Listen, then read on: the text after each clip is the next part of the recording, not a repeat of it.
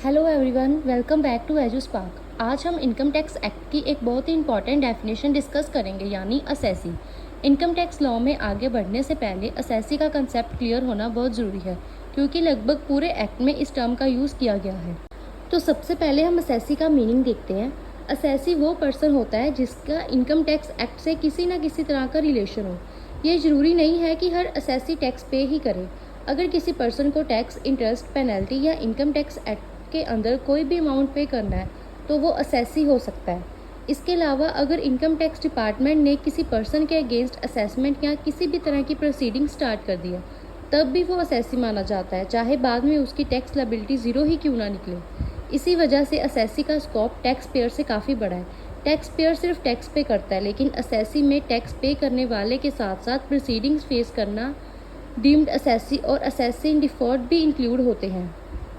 अब हम असेसी की स्टैट्यूटरी डेफिनेशन देखते हैं। According to section 2 subsection 7 of the income tax act 1961, an assessee means a person by whom any tax or any other sum of money is payable under the provision of this act।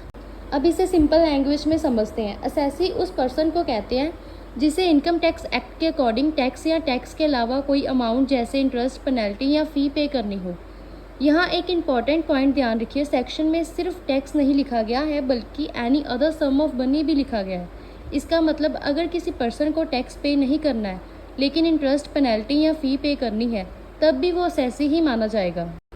अब एक important concept समझते हैं। बहुत से student सोचते हैं कि assessee और टैक्स पेयर एक ही होते हैं, लेकिन डायरेक्ट टैक्स लॉ में ऐसा नहीं है।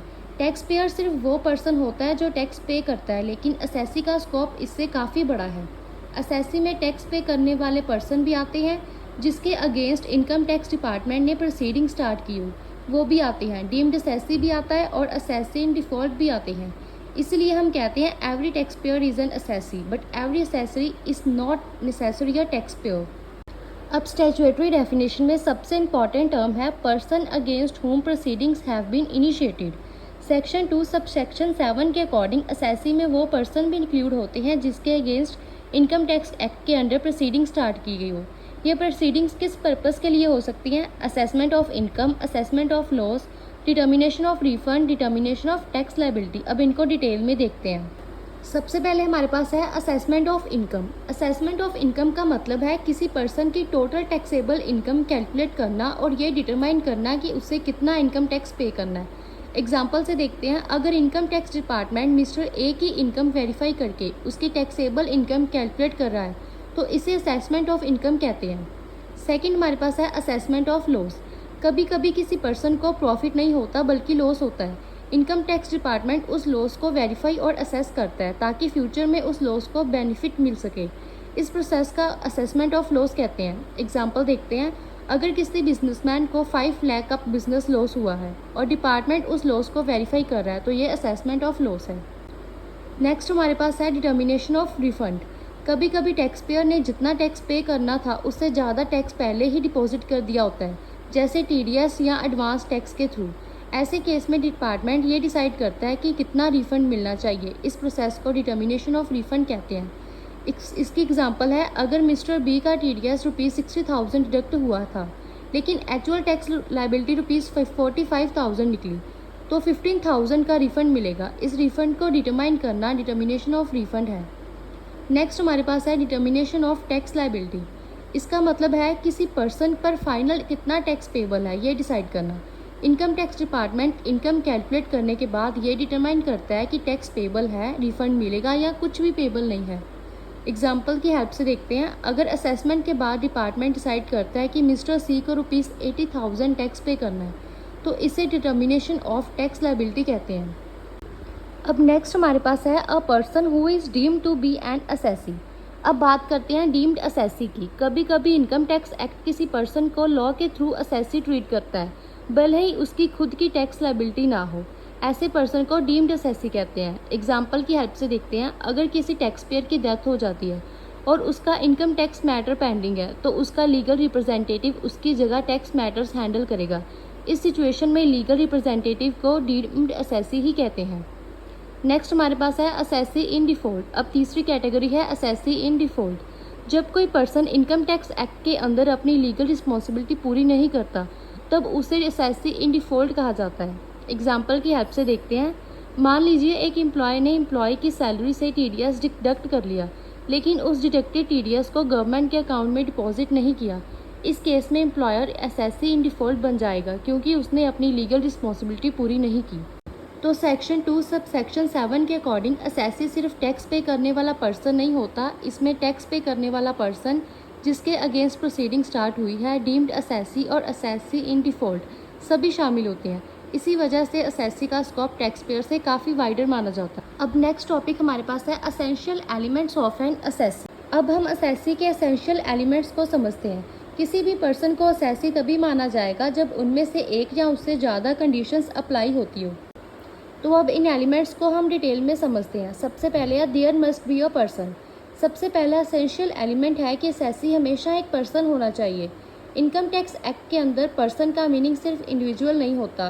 पर्सन्स में इंक्लूड होते हैं individual, HUF, company, firm, association of persons, body of individuals, local authority, artificial judicial persons. यानी असेसी सिर्फ एक इंडिविजुअल ही नहीं बल्कि कंपनी, फर्म या एचयूएफ भी हो सकता है। सेकेंड इज टैक्स और any other amount must be payable under the act. दूसरा असेंशियल एलिमेंट ये है कि उस पर्सन पर इनकम टैक्स एक्ट के अंदर टैक्स या कोई और अमाउंट पेबल होना चाहिए।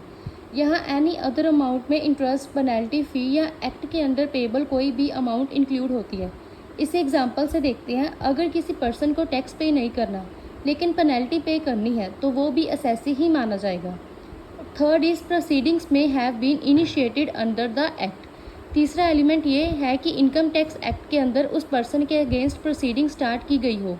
ये प्रोसीडिंग्स इनकम असेस करना, लॉस असेस करना, रिफंड डिटरमाइन करना या टैक्स लायबिलिटी डिटरमाइन करने के लिए हो सकता है। इसमें इंपॉर्टेंट पॉइंट है, अगर प्रोसीडिंग स्टार्ट हो गई है तो पर्सन असेसी बन जाएगा, चाहे बाद में टैक्स पेबल निकले या ना निकले। Next is the person may be deemed to be an assessee. कभी कभी इनकम टैक्स एक्ट किसी पर्सन को लॉ के थ्रू असेसी ट्रीट करता है, भले ही वो एक्चुअल टैक्स पेयर ना हो। एग्जाम्पल से देखते हैं। अगर टैक्स पेयर की डेथ हो जाती है तो उसका लीगल रिप्रेजेंटेटिव डीम्ड असेसी माना जाएगा। Next is the person may be deemed to be an assessee in default. जब कोई पर्सन इनकम टैक्स एक्ट के अंदर अपनी लीगल रिस्पॉन्सिबिलिटी पूरी नहीं करता तब उसे असेसी इन डिफ़ॉल्ट माना जाता है। एग्जाम्पल, एम्प्लॉयर ने एम्प्लॉय की सैलरी से टीडीएस डिडक्ट कर लिया लेकिन गवर्नमेंट के पास डिपॉजिट नहीं किया। इस सिचुएशन में एम्प्लॉयर असेसी इन डिफ़ॉल्ट बन जाएगा। Next topic is types of assessee. Assessee को उसकी नेचर और इनकम टैक्स एक्ट में उसकी पोजीशन के बेसिस पर मेनली 4 कैटेगरीज में डिवाइड किया जाता है। इन कैटेगरीज को समझना बहुत इंपॉर्टेंट है क्योंकि एग्जाम में इन पर डायरेक्ट क्वेश्चन पूछे जाते हैं। अब इनको एक एक करके डिटेल में समझते हैं। तो सबसे पहले है नॉर्मल असेसी। नॉर्मल असेसी वो पर्सन होता है जो इनकम टैक्स एक्ट के अंदर टैक्स पे करने के लिए लायबल हो या जिसके अगेंस्ट इनकम टैक्स एक्ट के अंदर प्रोसीडिंग्स इनिशिएट की गई हो। यानी अगर किसी पर्सन को टैक्स पे करना है या उसकी इनकम, लॉस, रिफंड या टैक्स लायबिलिटी डिटरमाइन करने के लिए डिपार्टमेंट ने प्रोसीडिंग स्टार्ट की है तो वो नॉर्मल असेसी कहलाता है। अब इसकी एग्जाम्पल देखते हैं। मिस्टर ए एक सैलरीड एम्प्लॉयड है। उसने पूरे साल सैलरी अर्न की, इनकम टैक्स रिफंड फाइल की और जो टैक्स बनता था वो गवर्नमेंट को पे कर दिया। इस सिचुएशन में मिस्टर ए एक नॉर्मल असेसी है क्योंकि वो अपना इनकम पर खुद टैक्स पे कर रहा है। Second is representative assessee. Representative assessee वो पर्सन होता है जो किसी दूसरे पर्सन की तरफ से इनकम टैक्स की रिस्पॉन्सिबिलिटी निभाता है। यानी एक्चुअल इनकम किसी और की होती है लेकिन टैक्स की लीगल रिस्पॉन्सिबिलिटी रिप्रेजेंटेटिव असेसी की होती है। रिप्रेजेंटेटिव असेसी से रिलेटेड प्रोविज़न सेक्शन 160 से सेक्शन 167 तक दिए गए हैं। अब इसकी एग्जांपल्स देखते हैं। सबसे पहले है गार्डियन ऑफ अ माइनर। एक 10 साल के बच्चे के नाम पर प्रॉपर्टी है और उस प्रॉपर्टी से रेंट इनकम आ रही है। क्योंकि माइनर खुद इनकम टैक्स की फॉर्मेलिटीज़ कंप्लीट नहीं कर सकता, इसलिए उसका गार्डियन उसकी तरफ से टैक्स की रिस्पॉन्सिबिलिटी निभाएगा। इस केस में गार्डियन रिप्रेजेंटेटिव असेसी होगा। सेकंड है agent of a non resident. एक नॉन रेजिडेंट इंडिया में बिजनेस करता है और उसने यहाँ अपना एक एजेंट अपॉइंट किया हुआ है। इनकम टैक्स डिपार्टमेंट उस एजेंट से टैक्स रिकवर कर सकता है। इस सिचुएशन में वो एजेंट रिप्रेजेंटेटिव असेसी माना जाएगा। थर्ड है trustee on behalf of beneficiaries. एक ट्रस्ट बनाया गया है जिसमें बेनिफिशियरीज को फ्यूचर में इनकम मिलना है। ट्रस्ट की इनकम से related tax matters trustee handle करता है, इसलिए ट्रस्टी रिप्रेजेंटेटिव असेसी कहलाता है। सिंपल वर्ड्स में रिप्रेजेंटेटिव असेसी खुद के लिए नहीं बल्कि किसी और पर्सन की तरफ से टैक्स की रिस्पॉन्सिबिलिटी निभाता है। थर्ड हमारे पास है deemed assessee.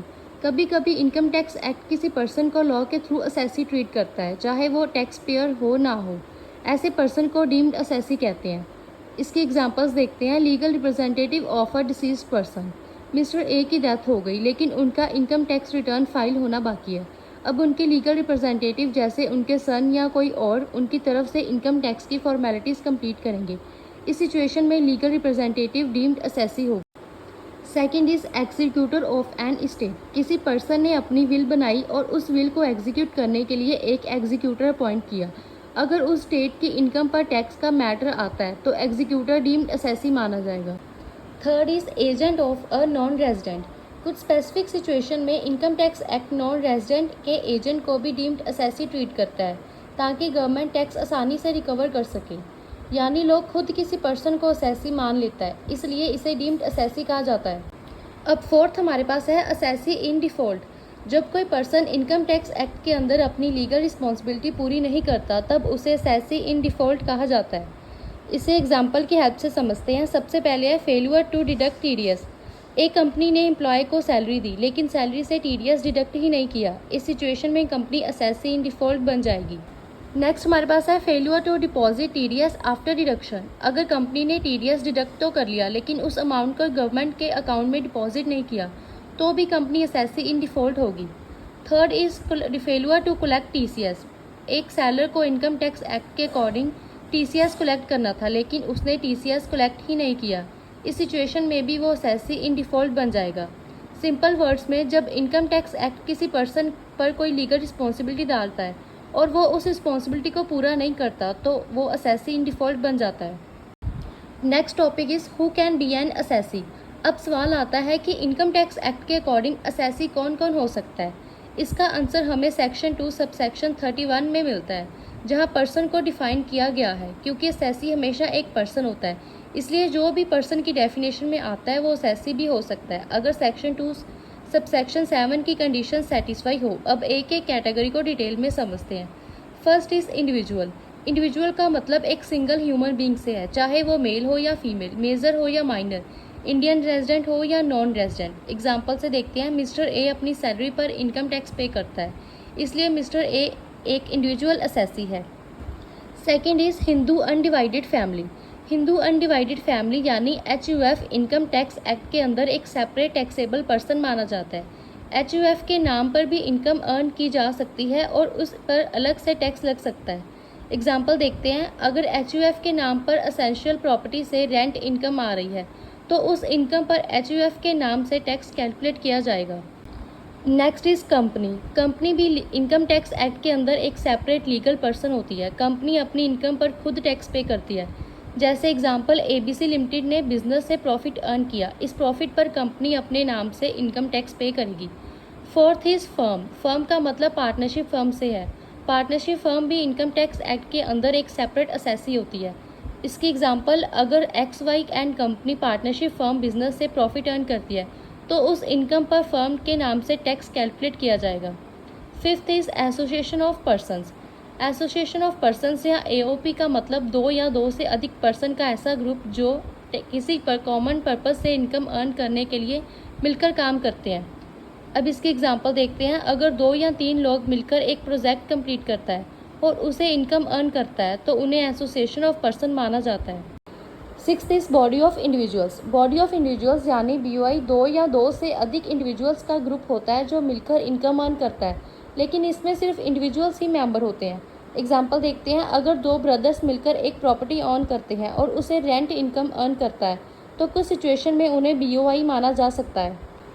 Seventh is local authority. Local authority में municipal corporation, municipal community, panchayat या बाकी लोकल बॉडीज शामिल होती हैं। इनकम टैक्स एक्ट इन्हें भी पर्सन मानता है।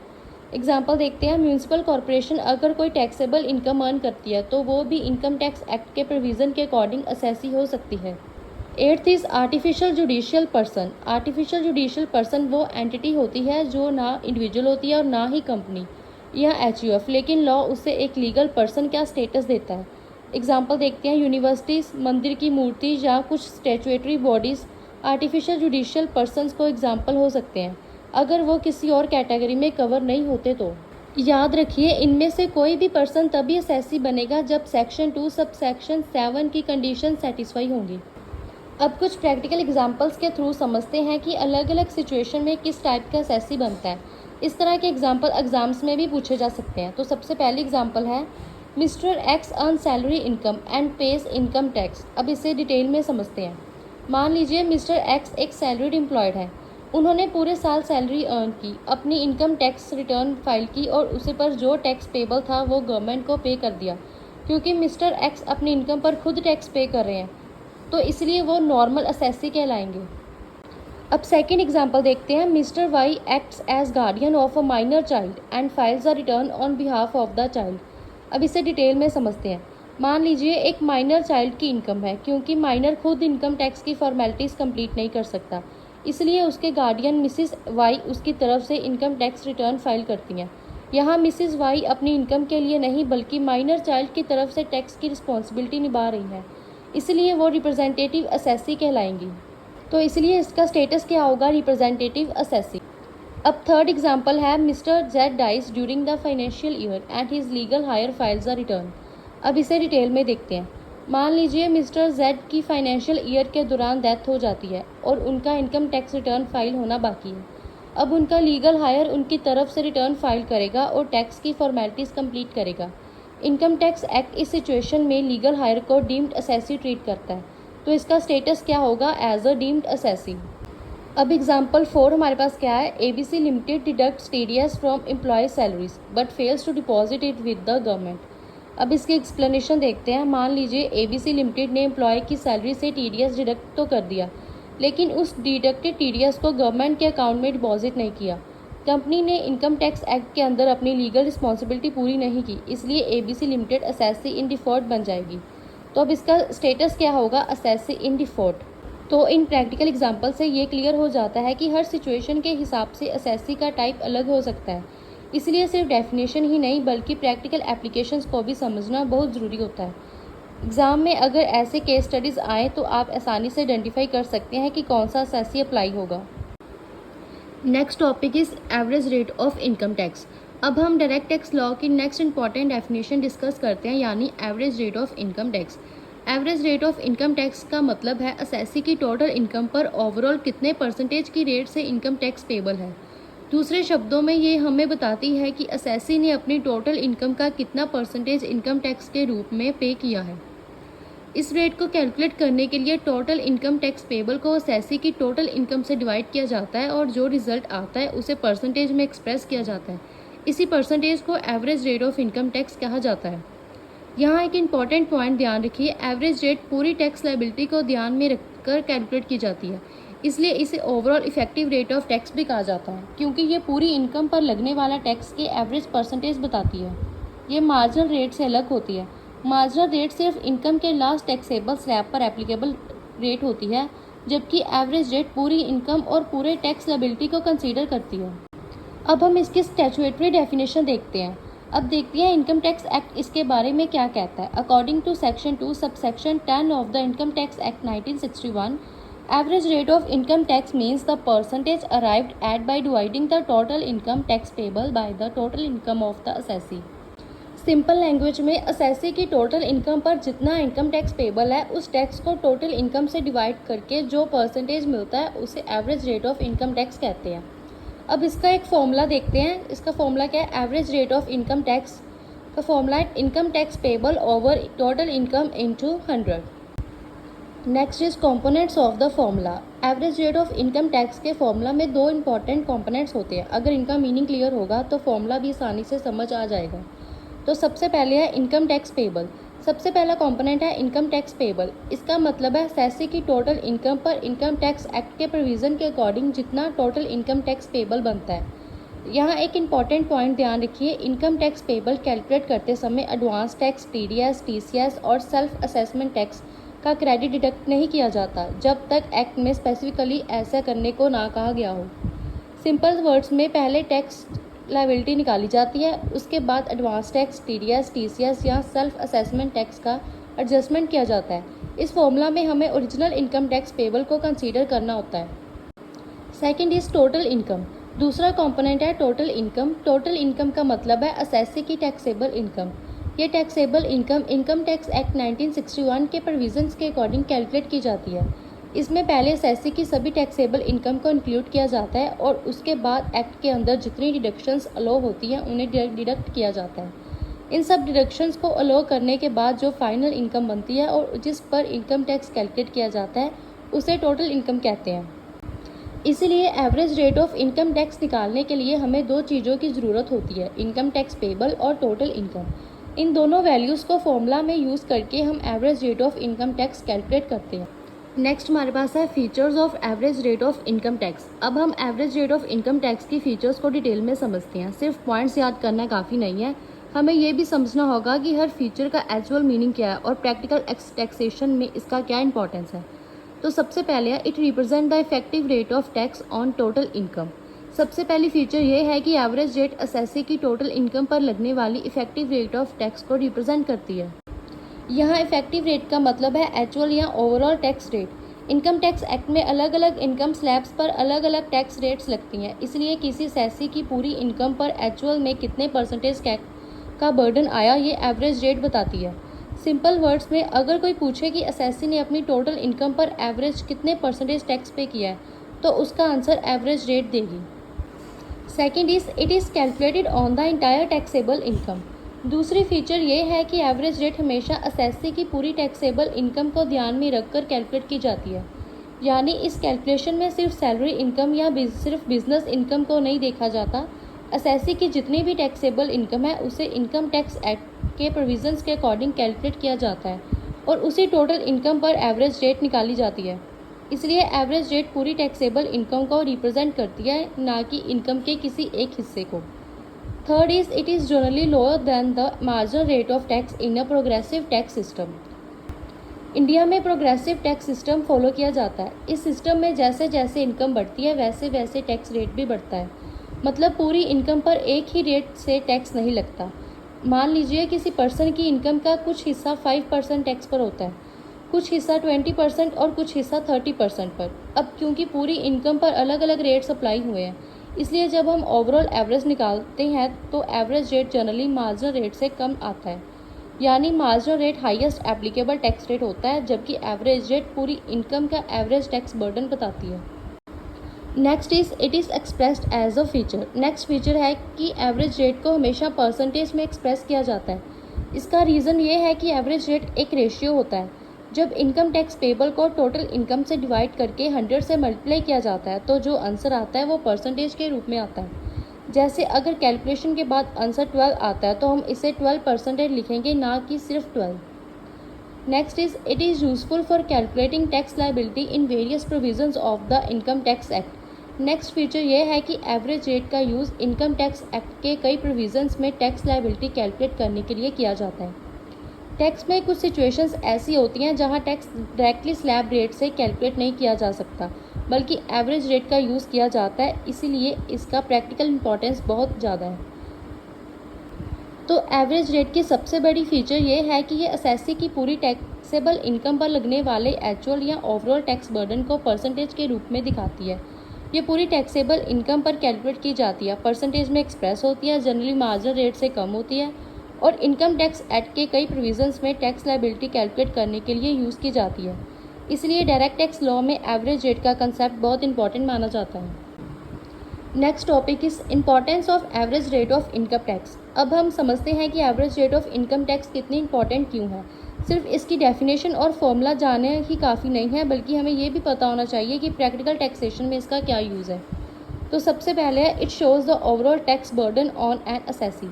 सबसे पहले इंपॉर्टेंस ये है कि एवरेज रेट हमें असेसी पर पड़ने वाले ओवरऑल टैक्स बर्डन के बारे में बताता है। यानी असेसी की टोटल इनकम का कितना परसेंटेज इनकम टैक्स के रूप में गवर्नमेंट को पे किया गया है, ये एवरेज रेट से पता चलता है। इसलिए ये सिर्फ टैक्स अमाउंट नहीं बताती, बल्कि पूरी इनकम के कंपैरिजन में एक्चुअल टैक्स बर्डन को भी दिखाती है। Next is it is used in certain provisions of the income tax act. दूसरी इंपॉर्टेंस ये है कि एवरेज रेट का यूज़ इनकम टैक्स एक्ट के कुछ स्पेसिफिक प्रोविज़न में टैक्स कैलकुलेट करने के लिए किया जाता है। यानी हर जगह टैक्स कैलकुलेशन सिर्फ नॉर्मल स्लैब रेट से नहीं होता, कुछ प्रोविजंस में एवरेज रेट का भी यूज़ किया जाता है। इसी वजह से डायरेक्ट टैक्स लॉ पढ़ते वक्त इसका कंसेप्ट क्लियर होना बहुत ज़रूरी है। Third is it helps compare the effective tax incidence between different tax payers. Next importance ये है कि एवरेज रेट अलग अलग टैक्स पेयर्स के एक्चुअल टैक्स बर्डन्स की कंपैरिजन करने में मदद करती है। मान लीजिए दो पर्सनस की इनकम अलग अलग है और उनका टैक्स अमाउंट भी अलग है। सिर्फ टैक्स अमाउंट देखकर कंपैरिजन करना सही नहीं होगा, लेकिन अगर हम दोनों की एवरेज रेट निकालते हैं तो हमें पता चल जाता है कि किस पर्सन पर उसकी इनकम का हिस्सा से ज़्यादा या कम टैक्स बर्डन पड़ा है। इस कंपैरिजन के लिए एवरेज रेट एक बहुत यूज़फुल मेज़र है। Next is it assist in tax planning and tax analysis. Next importance ये है कि एवरेज रेट टैक्स प्लानिंग और टैक्स एनालिसिस में मदद करती है।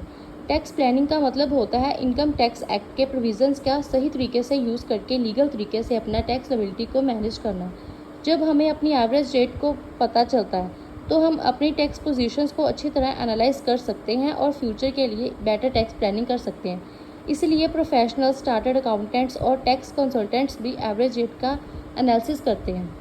तो average rate of income tax इसलिए इंपॉर्टेंट है क्योंकि ये ओवरऑल टैक्स बर्डन को दिखाती है, इनकम टैक्स एक्ट के कुछ प्रोविजंस में यूज़ होती है, अलग अलग टैक्स पेयर्स के टैक्स बर्डन का कंपैरिजन करने में मदद करती है और टैक्स प्लानिंग और टैक्स एनालिसिस के लिए भी बहुत यूजफुल है। इसलिए डायरेक्ट टैक्स लॉ में इसका कंसेप्ट अच्छी तरह समझना बहुत ज़रूरी है। अब हम average rate of income tax को प्रैक्टिकल एग्जांपल्स की हेल्प से समझते हैं। इससे फॉर्मूला भी क्लियर हो जाएगा और एग्ज़ाम में न्यूमेरिकल क्वेश्चंस करना भी आसान हो जाएगा। तो सबसे पहली एग्जांपल है, इसमें टोटल इनकम है 8,10,000, इनकम टैक्स पेबल 52,000। तो अब हम average rate of income tax calculate करते हैं। तो इसका फॉर्मूला क्या है, average rate of income tax is equal to income tax payable divided by total income into 100। अब वैल्यूज़ फॉर्मूला में सब्सिट्यूट करते हैं। इनकम टैक्स पेबल हमारे पास है 52,000 और टोटल इनकम है 8,10,000 को, और 52,000 को डिवाइड करते हैं 8,10,000 से और मल्टीप्लाई करते हैं 100 से, तो हमारे पास एवरेज रेट निकल कर आता है 6.59। इसका मतलब ये है कि एसएससी की टोटल इनकम 8,10,000 है और उस पर overall average rate tax burden लगभग 6.59% लगा।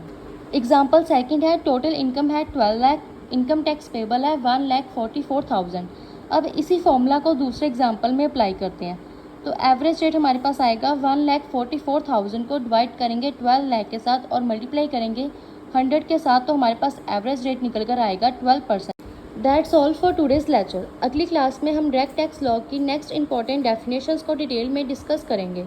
अगर आपको ये लेक्चर हेल्पफुल लगा हो तो वीडियो को लाइक करें, चैनल को सब्सक्राइब करें। Thank you for watching, keep learning with Eduspark. See you in the next class.